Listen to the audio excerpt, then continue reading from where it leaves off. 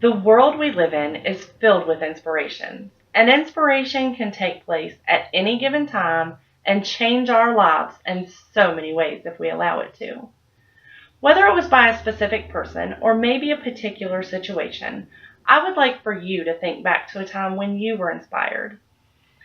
Today, I'm going to share my very own personal experience of how I have been inspired by a group of young boys and girls and the effect that they have had on my life. Growing up, I always wanted to become an elementary school teacher. And although I didn't accomplish that goal, I was blessed with the opportunity to become an instructional assistant for the autism program at my local middle school. At the start of this position, I knew absolutely nothing about autism and wasn't sure if this was going to be the right job for me. For those of you who are unfamiliar with what autism is one of 5 complex disorders that affects the development of the brain. Individuals with autism typically have difficulties in social interactions and repetitive behaviors. Now, walking into a classroom of 13 teenage boys and girls for the first time with varying disabilities and behaviors, I was a little nervous.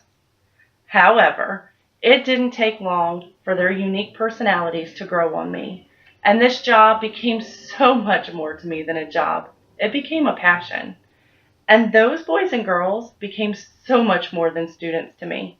They became an inspiration to me. Those 13 students opened my eyes and heart to a whole new chapter in my life. They inspired me to learn more about autism so that I could better relate to them and educate them. I was inspired to also learn about other disabilities such as Alzheimer's in the elderly and individuals with intellectual disabilities. They inspired me to write an easy-to-read book that I have titled The Voice of Autism to help them and their peers to be able to understand the disability better. The inspiration I received from this group of young ladies and gentlemen led me to a new calling and passion in my life.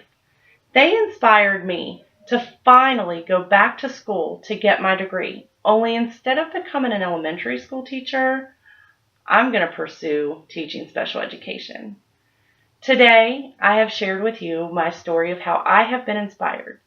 You have heard how a young group of boys and girls have inspired me, impacted, and changed my life. As you leave here today, I would like to encourage you to embrace your own personal inspiration. Thank you.